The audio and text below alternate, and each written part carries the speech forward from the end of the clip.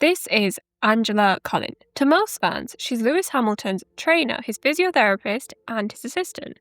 But in a sport where everyone is replaceable, where drivers are dropped mid-season and engineers can be poached by rivals overnight, Angela Cullen has proven to be completely indispensable to the most successful driver in history, because anyone can be hired to do a job, but very few people know how to build a relationship that a 7-time world champion refuses to race without. So in this episode of Her Race, we are exploring the 3 principles of elite performance that Angela used to rewrite the blueprint of support in motorsport. So settle in and let's take a look at what it actually takes to become irreplaceable. Long before she ever stepped into the paddock, Angela was an elite athlete.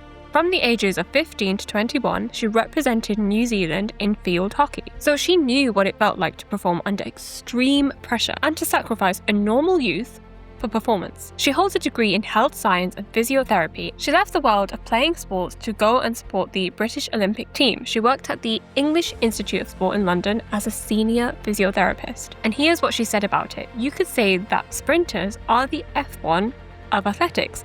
My role was like the engineer or mechanic, working closely with the athlete, fine-tuning their body to optimize speed, power, and control. That brings us to lesson 1. To be the best at what you do, you must understand the person, not just the job. Because there's a distinction here, and I want you to think about it. There are tens of thousands of phenomenal physiotherapists in the world, and they know every muscle, every tendon, and every nerve pathway by heart. They possess incredible technical skill.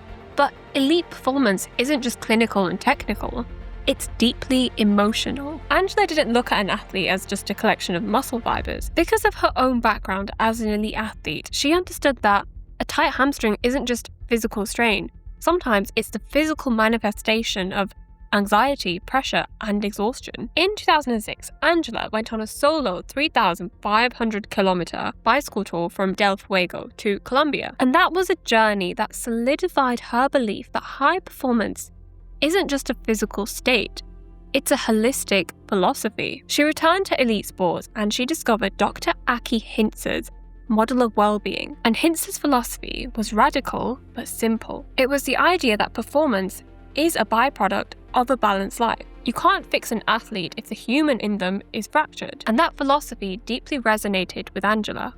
Dr. Hintze had been a mentor to Lewis Hamilton at McLaren. And after he tragically passed away in 2016, Hintze Performance needed somebody to step into that role as Hamilton's trainer. And they chose Angela. Pete McKnight, the director of coaching at Hintze, explained the choice perfectly. He said, sometimes you get physios who are more interested in the therapy than they are in the athlete. Angela understands her trade very well, but she puts Lewis first. There's also something quirky about it. A woman in her mid-40s with a family at home, 2 young children, and then there's this mid-30 racing driver. It might seem a really weird match, but it just works. And it did work because Angela allowed her role to completely break the boundaries of any normal physiotherapy job description. She's his driver, his PA, his logistics manager, even his security guard at times.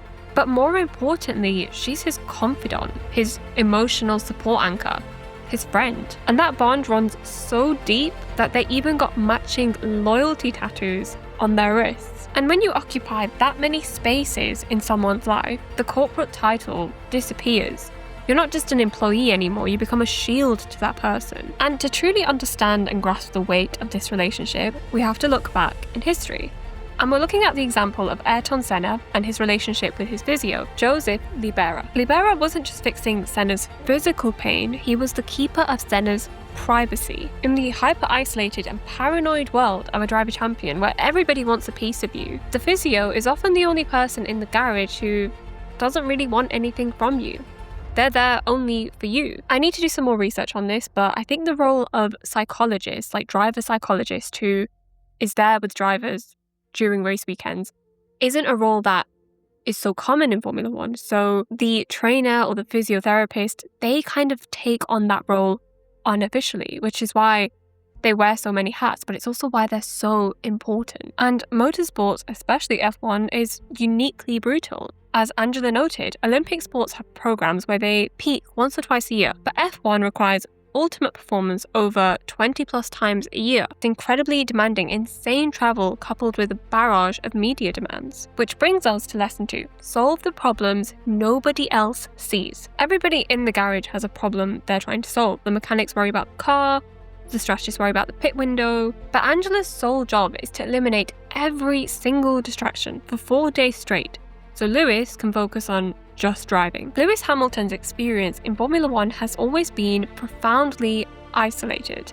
He spent his entire career navigating intense scrutiny, racism, and structural barriers that no other driver on the grid has experienced. And whilst Angela's background was different, she was also an outlier. She entered a hypermasculine environment where the trainers were traditionally male, strength-focused coaches. So she had to earn her credibility under an immense kind of pressure. So I guess it can be understood that they share an understanding of what it means to operate at the absolute highest level in a room that was never built for you. Also, Angela's position is unique.